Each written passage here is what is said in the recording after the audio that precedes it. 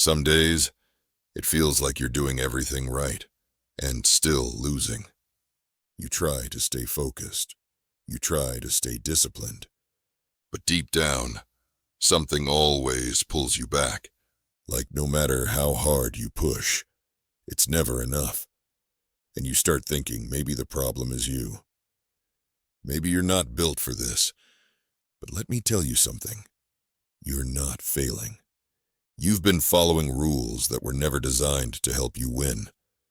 This world teaches you to doubt yourself early, to shrink, to obey, to never ask why.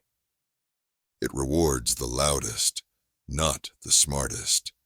And it tells you to be humble, while it worships people who sell ego as confidence. You are not broken. You're just tired of playing a rigged game. But once you see that, really see it, everything changes. Because the second you stop blaming yourself is the second you start taking back control.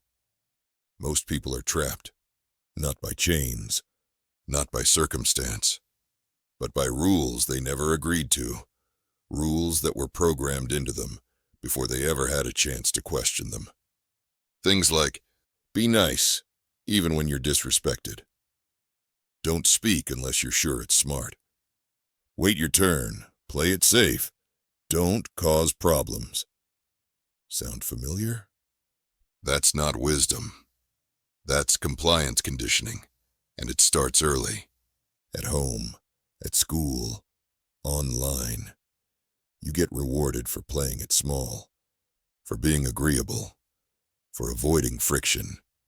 And then one day, you wonder why no one sees you, why people talk over you, why you're always 2 steps behind, even when you're the smartest person in the room. It's because those rules weren't built for you to thrive. They were built to make you manageable. You've been taught that if you just work hard and stay humble, you'll get noticed. But let's be honest, when has that ever worked? People don't notice quiet consistency. They notice presence. They notice conviction. And when you've been trained your whole life to avoid attention, stepping into power feels like betrayal. You start to question yourself. You tone it down. You apologize for simply taking up space. The worst part? You start policing yourself before anyone else has to. That voice in your head, that hesitation. That's the program running. It says, don't speak up. You'll sound arrogant. Don't take the lead. What if you fail? Don't get too confident. People will hate you for it. But the truth is, no one respects what you compromise to maintain. They respect what you refuse to trade. So ask yourself, who taught you to doubt your instincts? Who benefits from your silence? Who wins when you hesitate? Because your life won't change by following a script that keeps everyone else comfortable, but leaves you burnt out, unseen, and replaceable. You don't need more motivation. You need to uninstall the beliefs that are keeping you small. And that starts now. Motivation is a drug, a high, a temporary hit of maybe today will be different. And like any drug, it wears off. Then you crash. Then you spiral. Then you start blaming yourself again.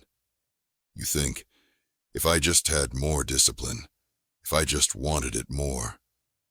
But let me ask you this. What if the reason you can't stay consistent is because the life you're trying to stay consistent in isn't even yours? Most people don't lack drive. They lack direction. They're running on someone else's path, chasing someone else's version of success, and they wonder why they burn out. Motivation fails when your why is fake. When you're chasing goals you don't believe in. When your dreams are just noise you downloaded from Instagram. Stoicism teaches, you don't need to feel good to do good. You don't need to be fired up. You need to be clear. Motivation is a spark, but clarity is the fire that never goes out. Ask yourself, what do you do when no one's watching? What would you still do even if it never went viral? What are you willing to fail at, over and over, because it actually matters? If you don't know, then no amount of hype or motivational reels will save you. You'll keep starting and stopping and starting again. Motivation makes you feel good, but clarity makes you dangerous. And once you trade hype for honesty, you don't need permission anymore. You just move. You're not tired because you're lazy. You're tired because you're overstimulated and undernourished. You're burned out from chasing things that don't feed your soul. You spend hours keeping up with people you don't respect, in spaces that drain you, chasing approval you don't even want. Your brain is in survival mode 24/7. Notifications, expectations, endless comparison. And somehow, in all that noise, you're supposed to feel driven. That's like asking a man in a war zone why he's not painting. You're not thriving because you're constantly defending your peace. And the worst part, you've normalized it. You think, this is just how life is. So you drink more caffeine, sleep less, push harder, all while your soul is quietly starving. Stoicism teaches detachment, not from life, but from illusion. You're exhausted because you're stuck in roles you never auditioned for, smiling when you want to speak, performing when you want to be still, carrying people who'd never lift you. And deep down, you know it. You feel it when you scroll, when you say yes to things you hate, when you perform happiness instead of feeling peace. You're not just tired, you're out of alignment. And no amount of rest can heal a life that demands you betray yourself to maintain it. So no, you're not broken. You're just done pretending. And that is the beginning of clarity. The game changes when you stop asking, how do I get motivated? And start asking, what am I no longer willing to tolerate? Motivation is unreliable. Standards? That's what rebuilds you. You can't control the noise, the expectations, the pressure, the algorithms, the world. But you can control your threshold, what you allow, what you chase, what you ignore. Most people live on autopilot. They say yes out of guilt. They scroll out of habit. They chase attention out of emptiness. But when you raise your standard, even slightly, everything shifts. You stop seeking comfort and start seeking alignment. You stop proving yourself and start protecting your peace. You stop begging for a seat at the table and start building your own. The Stoics weren't emotionless. They were unshakable. They understood that life doesn't owe you clarity. You have to fight for it. That's the shift. You stop being a passenger in your own life. You stop blaming the world for your chaos. And you start making brutal, necessary decisions. You leave the group chat. You block the energy leeches. You stop explaining yourself to people committed to misunderstanding you.